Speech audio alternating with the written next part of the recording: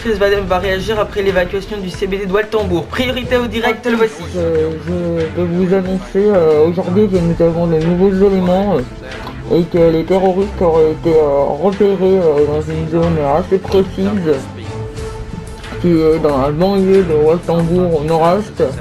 Donc nous ferons tout notre possible pour vous en apporter plus de détails bientôt. C'est également la fin les habitants pourront rentrer dans le CBD d'ailleurs. C'est la fin de cette mesure exceptionnelle qui, nous pensons, a eu de grands effets bénéfiques et a peut-être sauvé des centaines, voire des milliers de vies. Je reviendrai vous voir bientôt pour vous apporter d'autres éléments, même si le ministre de l'Intérieur vous en a déjà donné quelques-uns. Merci. Voilà, c'était triste, madame le ministre de la Défense en direct du perron de son ministère. Donc, deux informations à retenir aujourd'hui. Les terroristes ont été repérés dans la banlieue nord-est de Waltembourg. Donc déjà, c'est une grande avancée, certainement une future intervention dans les heures qui arrivent. Et aussi la fin de la mesure exceptionnelle de l'évacuation. Donc la vie va retrouver son cours, c'est aussi certainement un symbole de la reprise en main des autorités face à ces événements. Tout de suite, le ministre de l'Intérieur, quand vous l'avez vécu en direct d'ailleurs sur Polaro TV il y a une petite heure.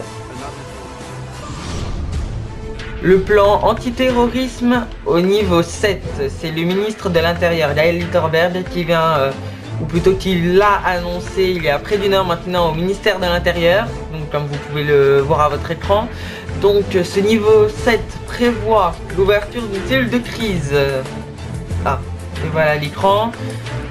Donc à l'étape 7, une grande vigilance avec donc l'ouverture d'une cellule de crise, certainement pour préparer un assaut final qui devrait se dérouler d'après nos informations incertaine, donc c'est bien au conditionnel, au début d'après-midi demain.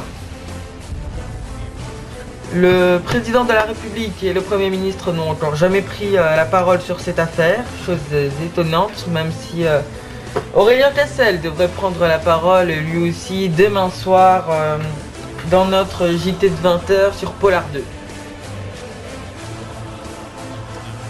Tout de suite, retrouvez notre édition spéciale sur les événements de la mi-journée. Quant à moi, je vous dis à ce soir pour le journal de 20h. Merci.